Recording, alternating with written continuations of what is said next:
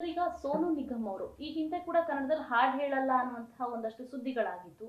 ಅದಷ್ಟು ಏನು ಕ್ಲಿಕ್ ಆಗದೆ ಇದ್ರು. ಈಗ ಒಂದು ಪೆಹಲ್ಗಾಮ್ ಯುದ್ಧನೇ ಈ ಒಂದು ಕನ್ನಡ ಕನ್ನಡ ಅನ್ನೋದಕ್ಕೆ ಆಗ್ತಾ ಇದೆ ಅನ್ನುವಂತಹ ಮಾತು ಎಷ್ಟರ ಮಟ್ಟಿಗೆ ಸರಿ ಸರ್ ಇದು ಅಂತ?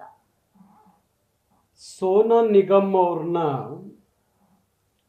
ಹಿಂದಿ ಚಿತ್ರರಂಗ ಕೈಬಿಟ್ಟಂಥ ಕಾಲಕ್ಕೆ, ಅಲ್ಲಿ ಬೇಡಿಕೆ ಇಲ್ಲದಂಥ ಕಾಲದಲ್ಲಿ ಕನ್ನಡದ ಸಿನಿಮಾ ನಿರ್ಮಾಪಕರು ಕನ್ನಡ ಸಿನಿಮಾಗಳಿಗೆ ಆಡಿಸುವ ಮುಖಾಂತರ ಯಾವ ಮುಂಬೈಯಲ್ಲಿ ಕೆಲಸ ಇಲ್ಲದಲೇ ಕೂತಿದ್ದಂಥ ಸೋನು ನಿಗಮ್ಗೆ ಕನ್ನಡ ಚಿತ್ರರಂಗ ಅವರಿಗೆ ದೊಡ್ಡ ಅವಕಾಶವನ್ನು ಕೊಟ್ಟು ಕನ್ನಡದಲ್ಲಿ ನೂರಾರು ಹಾಡುಗಳನ್ನು ಹಾಡಲಿಕ್ಕೆ ಕನ್ನಡಿಗರು ಕನ್ನಡ ಚಿತ್ರರಂಗ ಅವರಿಗೆ ಅವಕಾಶ ಕೊಡ್ತು.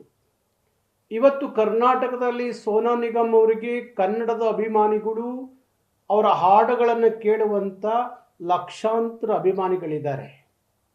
ಇದರ ಅರಿವು ಇರಬೇಕಾದಂಥ ಸೋನು ನಿಗಮ್ ಬೆಂಗಳೂರಲ್ಲಿ ನಡೆದಂಥ ಒಂದು ಕಾರ್ಯಕ್ರಮದಲ್ಲಿ ಕನ್ನಡ ಕನ್ನಡ ಅಂತ ಕೂಗಿದ್ದಕ್ಕೆ ಕಾಶ್ಮೀರದಲ್ಲಿ ನಡೆದಂಥ ಭಯೋತ್ಪಾದನೆಯನ್ನು ಕನ್ನಡಿಗರಿಗೆ ಹೋಲಿಕೆ ಮಾಡುವ ರೂಪದಲ್ಲಿ ಕನ್ನಡ ಕನ್ನಡ ಅಂತ ಹೇಳಿ ಕೇಳಿದ್ದಕ್ಕೆ ಅಲ್ಲಿ ಅದು ಭಯೋತ್ಪಾದನೆ ಆಯಿತು. ಅಲ್ಲಿ 26 ಜನ ಸಾವಿಗೀಡಾದ್ರು ಅನ್ನುವ ರೀತಿಯಲ್ಲಿ ಅದನ್ನು ಇಟ್ಕೊಂಡು ಕನ್ನಡಿಗರು ಕನ್ನಡ ಹಾಡಿ ಅಂತ ಕೇಳಿದ್ದಕ್ಕೆ ಅದಕ್ಕೆ ಹೋಲಿಕೆ ಮಾಡಿ ಕನ್ನಡಿಗರನ್ನ ಒಂದು ರೀತಿಯಲ್ಲಿ ನೀವು ಭಯೋತ್ಪಾದಕರು ಅನ್ನುವ ರೀತಿಯಲ್ಲಿ ಬಿಂಬಿಸುವಂಥ ಕೆಲಸವನ್ನು ಸೋನು ನಿಗಮ್ ಮಾಡಿದ್ದಾರೆ. ನಾನು ಸೋನು ನಿಗಮ್ ಅವರಿಗೆ ಹೇಳ್ತಾ ಇದ್ದೀನಿ, ಕನ್ನಡಿಗರಲ್ಲ ಭಯೋತ್ಪಾದಕರು, ನೀವು ಕನ್ನಡಿಗರನ್ನು ಭಯೋತ್ಪಾದಕರಿಗೆ ಹೋಲಿಕೆ ಮಾಡೋದಾದರೆ ನೀನೊಬ್ಬ ಸಾಂಸ್ಕೃತಿಕ ಭಯೋತ್ಪಾದಕ ಅಂತ ಹೇಳಿ. ಸೋನು ನಿಗಮ್ ಒಬ್ಬ ಸಾಂಸ್ಕೃತಿಕ ಭಯೋತ್ಪಾದಕ. ಯಾಕಂದರೆ ಕನ್ನಡದ ಜನ ಅಷ್ಟೊಂದು ಅವಕಾಶ ಕೊಟ್ಟ ಮೇಲೆ ಕನ್ನಡದ ಹಾಡುಗಳು ಹಾಡಲಿಕ್ಕೆ ಬರುವಾಗ ಕನ್ನಡದ ಬಗ್ಗೆ ಭಾರಿ ಕಾಳಜಿ ಪ್ರಾರಂಭದಲ್ಲಿ ವ್ಯಕ್ತಪಡಿಸ್ತಿದ್ದಂಥ ವ್ಯಕ್ತಿ ಇವತ್ತು ಕನ್ನಡ ಹಾಡಿ ಅಂತ ಕೇಳಿದ್ದಕ್ಕೆ ಕಾಶ್ಮೀರದ ಘಟನೆಯನ್ನು ಕನ್ನಡಿಗರಿಗೆ ಹೋಲಿಕೆ ಮಾಡ್ತಾರೆ ಅಂದಾಗ ಈ ಸೋನು ನಿಗಮ್ ಮತ್ತೆ ಯಾವತ್ತೂ ಕರ್ನಾಟಕದ ನೆಲಕ್ಕೆ ಬರಬಾರ್ದು. ಇಂಥ ಪಾಪಿಗಳಿಗೆ ಇಲ್ಲಿ ಅವಕಾಶ ಕೊಟ್ಟು ಬಂದಂಥವರೆಲ್ಲರೂ ಕನ್ನಡದ ನೆಲದಲ್ಲಿ ಕನ್ನಡಿಗ ಕರ್ನಾಟಕವನ್ನು ಬಳಸ್ಕೊಂಡು ಕೊನೆಗೆ ಕನ್ನಡಿಗರನ್ನೇ ಹೀಯಾಳಿಸಿ ಹೀನಾಮಾನವಾಗಿ ಹೋಗುವಂಥ ಇಂಥ ದುಷ್ಟಕೂಟಗಳಿಗೆ ಕನ್ನಡಿಗರು ಸರಿಯಾಗಿ ಪಾಠವನ್ನು ಕಲಿಸ್ಬೇಕಾಗತ್ತೆ. ಅದಕ್ಕೆ ನಾನು ಹೇಳ್ತಾ ಇದ್ದೀನಿ, ಸೋನು ನಿಗಮ್ ಅವರ ಮುಂದಿನ ಎಲ್ಲ ಕರ್ನಾಟಕದಲ್ಲಿ ಬಂದು ಏನಾದರೂ ಕಾರ್ಯಕ್ರಮ ಯಾರಾದರೂ ಮಾಡಿಸಿರೆ ಕರವೇ ಆ ಎಲ್ಲ ಕಾರ್ಯಕ್ರಮದ ಮೇಲೆ ದಾಳಿ ಮಾಡುತ್ತೆ. ಯಾವುದೇ ಕಾರಣಕ್ಕೂ ಸೋನು ನಿಗಮ್ ಅವರ ಕಾರ್ಯಕ್ರಮವನ್ನು ಇಲ್ಲಿ ನಡೆಸಲಿಕ್ಕೆ ಬಿಡಲ್ಲ. ಮತ್ತೆ ಕನ್ನಡದ ಎಲ್ಲ ನಿರ್ಮಾಪಕರಿಗೆ ನಾನು ಆಗ್ರಹಿಸೋದೇನೆಂದರೆ, ಕನ್ನಡಿಗರಿಗೆ ಮಾಡಿದ ಅಪಮಾನ ಇವತ್ತು ನಿಮಗೂ ಮಾಡಿದಂಥದ್ದು. ನೀವು ಮತ್ತೆ ಅವ್ರಿಗೇನಾದರೂ ಅವಕಾಶ ಕೊಟ್ಟು ಅವನ್ನ ಕರೆದು ಕನ್ನಡ ಸಿನಿಮಾದಲ್ಲಿ ಆಡಿಸಿದ್ದೇನಾದರೂ ಕಂಡು ಬಂದರೆ ನಿಮ್ಮ ಸಿನಿಮಾಗಳು ಕರ್ನಾಟಕದಲ್ಲಿ ಓಡೋದು ಭಾರಿ ಕಷ್ಟ ಆಗುತ್ತೆ ಅನ್ನೋ ಎಚ್ಚರಿಕೆಯನ್ನು ಸಹ ಚಲನಚಿತ್ರ ನಿರ್ಮಾಪಕರ ಸಂಘಕ್ಕೆ, ವಾಣಿಜ್ಯ ಮಂಡಳಿಗೆ ನಾನು ಎಚ್ಚರಿಕೆಯನ್ನು ಕೊಡ್ತೀನಿ. ಯಾಕೆಂದರೆ ಇಂಥ ಕನ್ನಡ ವಿರೋಧಿಗಳನ್ನು, ಕರ್ನಾಟಕ ವಿರೋಧಿಗಳನ್ನು ನಮ್ಮ ನೆಲದಲ್ಲಿ ಬೆಳೆಸಬೇಡಿ.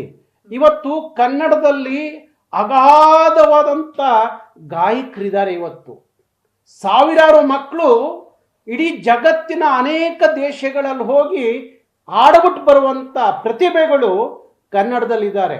ಅಂಥ ಪ್ರತಿಭೆಗಳನ್ನ ನಿಮ್ಮ ಸಿನಿಮಾದಲ್ಲಿ ಅವಕಾಶ ಕೊಟ್ಟು ಅವ್ರನ್ನ ಬೆಳೆಸಬೇಕು ಹೊರತು ಕನ್ನಡಿಗರನ್ನ ಕಾಶ್ಮೀರದ ಘಟನೆಗೆ ಹೋಲಿಕೆ ಮಾಡಿದಂಥ ಸೋನು ನಿಗಮ್ ಅವ್ರಿಗೆ ಯಾವತ್ತಿಗೂ ಅವಕಾಶ ಕೊಡಬಾರ್ದು ಅಂತ ಹೇಳಿ ನಾನು ಒತ್ತಾಯಿಸ್ತೀನಿ. ಓಕೆ ಸರ್, ಈಗ ನಾನು ಈಗಲೇ ಹೇಳ್ದಂಗೆನೆ ಈ ಹಿಂದೆ ಕೂಡ ಅವ್ರು ಅಂದಿದ್ರು ಕನ್ನಡದಲ್ಲಿ ನನ್ನ ಹಾಡೇ ಹಾಡಲ್ಲ, ಕನ್ನಡದ ಅವಕಾಶಗಳನ್ನ ಬೇಡ ಅಂತ ತಿರಸ್ಕರಿಸ್ತವ್ರನ್ನ ಈ ರೀತಿ ಒಂದು ಕಾರ್ಯಕ್ರಮಕ್ಕೆ ಕರ್ಸೋದು ಎಲ್ಲೋ ಒಂದ್ ಕಡೆ ಚಲನಚಿತ್ರದವರೇ ಅವ್ರನ್ನ ಒಂದು ರೀತಿ ಪುಷ್ ಮಾಡ್ತಾ ಇದಾರ ಅನ್ನುವಂಥದ್ದು. ಹೌದು, ಈ ಚಲನಚಿತ್ರ ನಿರ್ಮಾಪಕರದ್ದು ಒಂದು ಶೋಕಿ ಏನು ಅಂದರೆ, ಯಾರೋ ಹೊರಗಡೆಯಿಂದ ಬಂದು ನಮ್ಮ ಕನ್ನಡದಲ್ಲಿ ಆಡ್ಬಿಟ್ರೆ ಕನ್ನಡ ಸಿನಿಮಾ ಭಾರಿ ಹೆಸರು ಮಾಡುತ್ತೆ ಅಂತಲ್ಲೋ, ಇಲ್ಲ ಭಾರಿ ಸಿನಿಮಾ ದುಡ್ಡು ಮಾಡುತ್ತೆ ಅಂತಲ್ಲೋ, ಈ ಒಂದು ಭ್ರಮೆಯಲ್ಲಿ ಅಂಥವ್ರನ್ನೆಲ್ಲ ಕರ್ಕೊಂಡು ಬರ್ತಾರೆ.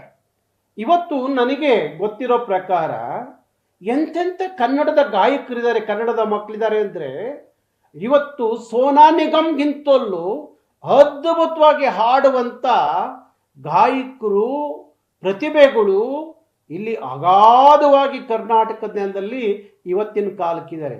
ಒಂದು ಕಾಲಕ್ಕೆ ಯಾರು ಎಸ್ ಪಿ ಅವರು ನೋಡಿ, ಸಾವಿರಾರು ಕನ್ನಡದಲ್ಲಿ ಗೀತೆ ಹಾಡಿದಂಥ ಎಸ್ ಪಿ ಅವರು ಹೇಳ್ತಾ ಇದ್ರು, ನನಗೆ ಮರು ಜನ್ಮ ಅಂತ ಏನಾದರೂ ಇದ್ದಿದ್ದೆ ಆದರೆ ಅದು ಕರ್ನಾಟಕದ ನೆಲದಲ್ಲಿ ಮತ್ತೊಮ್ಮೆ ನಾನು ಹುಟ್ಟಬೇಕು ಅಂತ ಹೇಳ್ತಾ ಇದ್ರು. ಅದು ಋಣ, ಅದು ಋಣ. ಈ ಸೋನಾ ನಿಗಮ್ಗೆ ಆ ಋಣ ಅನ್ನೋದೇ ಗೊತ್ತಿಲ್ಲ. ಯಾಕೆಂದರೆ ಇವನೊಬ್ಬ ಸಾಂಸ್ಕೃತಿಕ ಭಯೋತ್ಪಾದಕ. ಅದಕ್ಕೆ ಋಣದ ಅರಿವಿಲ್ದಲೇ ಇಂಥ ಮಾತುಗಳನ್ನ ಹಾಡ್ತಾನೆ. ನಾನು ಹೇಳ್ತಾ ಇದ್ದೀನಿ ಚಲನಚಿತ್ರ ನಿರ್ಮಾಪಕರಿಗೆ, ನಾನು ಹೇಳ್ತಾ ಇದ್ದೀನಿ ಯಾವುದೇ ಕಾರಣಕ್ಕೂ ಅವರು ಇನ್ನು ಮೇಲೆ ಕನ್ನಡದ ಸಿನಿಮಾಗಳಲ್ಲಿ ಹಾಡಬಾರ್ದು. ಹಾಗೆ ನಾನು ಈಗ ಪೊಲೀಸ್ ಸ್ಟೇಷನ್ಗೆ ಅವರ ಬಗ್ಗೆ, ಆ ವ್ಯಾಪ್ತಿಯ ಪೊಲೀಸ್ ಸ್ಟೇಷನ್ಗೆ ನಮ್ಮ ಮುಖಂಡರುಗಳು ಹೋಗಿ ಸೋನಾ ನಿಗಮ್ ಮೇಲೆ ಕಂಪ್ಲೇಂಟ್ ಕೊಡ್ತಾ ಇದ್ದಾರೆ. ಹಾಗೆ ಚಲನಚಿತ್ರ ವಾಣಿಜ್ಯ ಮಂಡಳಿಗೆ, ಕನ್ನಡ ನಿರ್ಮಾಪಕರ ಸಂಘಕ್ಕೆ ಎಲ್ಲರಿಗೂ ಸಹ ಕರವೆಯ ಮುಖಂಡರುಗಳು ಇವತ್ತು ದೂರನ್ನು ಕೊಡ್ತಾರೆ. ಯಾವುದೇ ಕಾರಣಕ್ಕೂ ಇಂಥ ಪಾಪಿಗಳನ್ನು ಕರ್ನಾಟಕದ ಕನ್ನಡಿಗರು ಯಾವತ್ತೂ ಸಹ ಬೆಳೆಸಬೇಡಿ. ನಿಮ್ಮ ನೆಲದ ಮಕ್ಕಳನ್ನು ಬೆಳೆಸಿ, ಕನ್ನಡಿಗರನ್ನು ಬೆಳೆಸಿ. ಇವರಿಗೆ ಎಷ್ಟೇ ರತ್ನ ಕಂಬಳಿಯ ಆಸಿ ಕೂರ್ಸಿರೋ ಕನ್ನಡಿಗರನ್ನ, ಕನ್ನಡವನ್ನು ದೂರಿ ಹೋಗುವಂಥ ಇಂಥ ಜನರಿಂದ ಕನ್ನಡಿಗರು ಎಚ್ಚರಿಕೆ ವಹಿಸಬೇಕು ಅಂತ ಹೇಳಿ ನಾನು ಕರೆ ಕೊಡ್ತೀನಿ.